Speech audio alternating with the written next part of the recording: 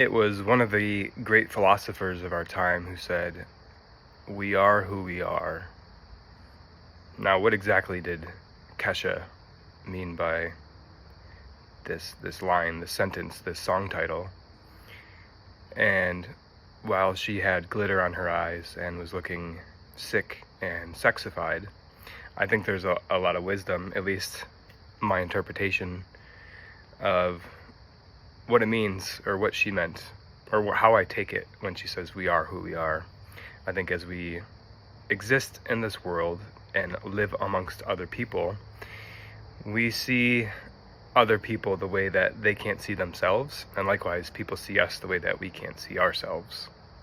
And for whatever reason, we are perhaps hardest on ourselves because we live with ourselves the longest, all the time. We can't escape ourselves. But what we see in other people is usually the benefit of the doubt, or we see them for, especially if we enjoy being around them, for their gifts, that what they do well, right? What we're attracted to about that person. And I think sometimes we can judge even the people who we're fond of for their gifts, for what they're good at. And what I discovered about myself is that I judge people for their greatness, which seems like ridiculous. Like, why would I even do that? Well, I think it's in the subconscious, right? It's not something that I purposely do or did, but it's something I consciously began to realize. And we're going to make some videos about projectionism, but whatever I judge other people for, I judge myself for. So what I realize is that I judge myself for my gifts. And what are my gifts? I think I'm still somewhat in that process, because we tend to think of our gift, our unique gift, or the single thing that we do best. And it's hard not to compare yourselves to other people. When I say best, what almost came out was better than others. And it's not about that. It's not about measuring it or comparing it to something else. It's just about what you naturally do that is enjoyable to you, that comes so easily and effortlessly to you. And when you do it, and when people witness you in that gift, they feel inspired. It gives them permission. And maybe the easiest example is athletes. You can think of a great golfer.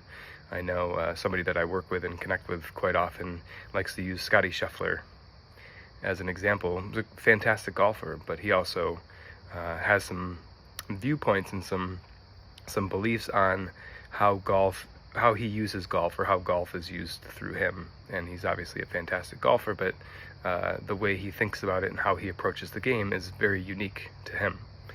And so we can have similar gifts to other people, but it's the manner in which we allow it to be expressed through us that makes it unique to us and makes it our gift. And you can have multiple gifts, but I think unless you think about these things or cultivate that gift, sometimes you let that gift lie dormant, and it's a crime. Not that you're going to get arrested, but you're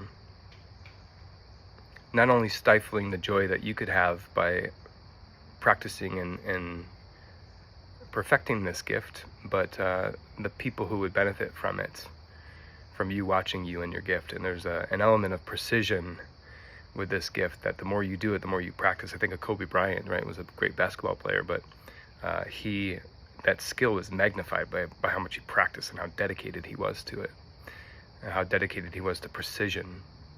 So I'm going to make some videos about precision too, one of my favorite topics, because when you are in the zone practicing something that you're good at, you are meticulous about the details of that gift. And it's just something to think about, what you enjoy being meticulous about, not what you get strung up in striving for perfection or over perfection and then be hard on yourself about. It's something that you really enjoy doing over and over and over and over again, and learning the craft. Even if it's your gift, there's always another level to take it to, which is a beautiful thing.